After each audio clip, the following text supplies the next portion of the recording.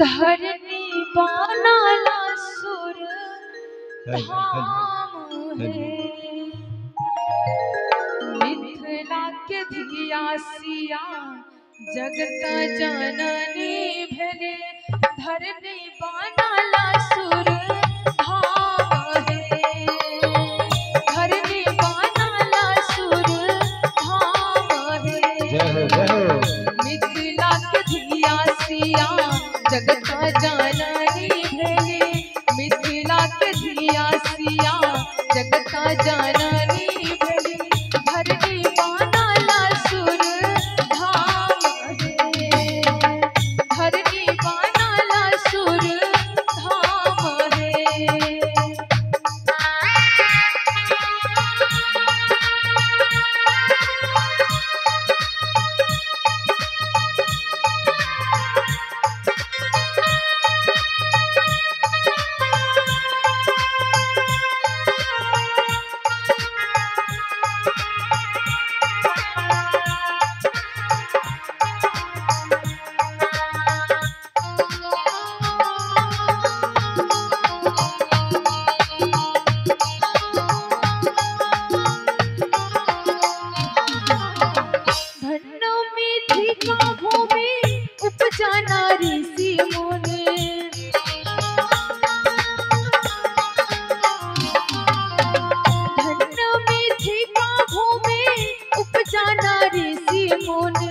दुल्हा बानाला श्री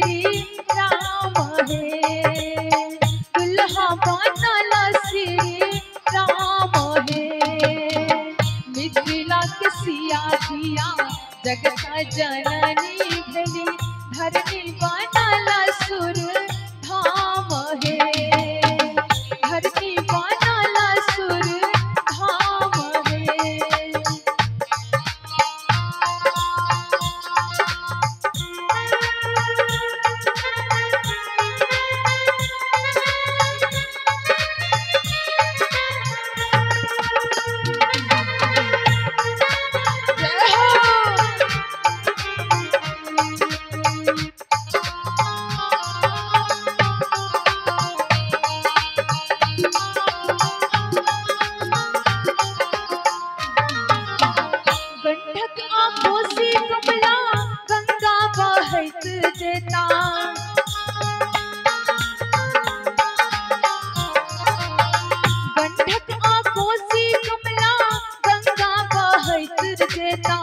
उगना बानाला भगवान है,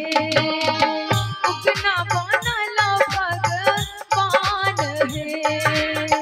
मिथिला के सिया धिया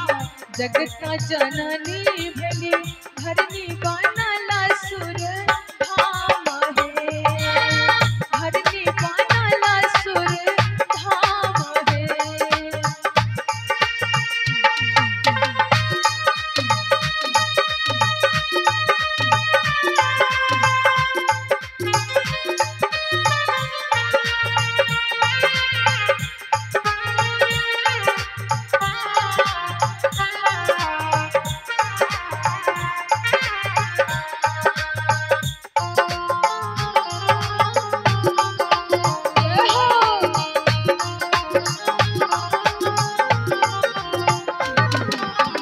रंग बिरंगा केरा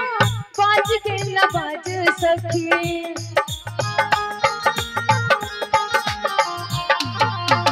रंग बिरंगा केरा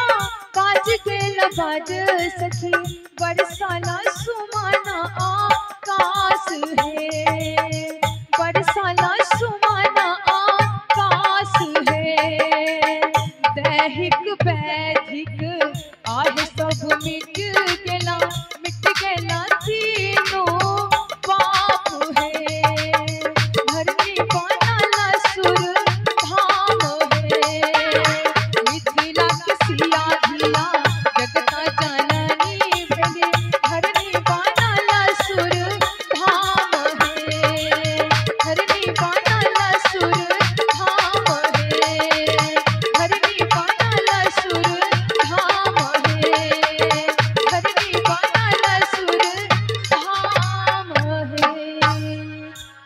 समाज दुल्हा दुल्हन सरकार की जय हो।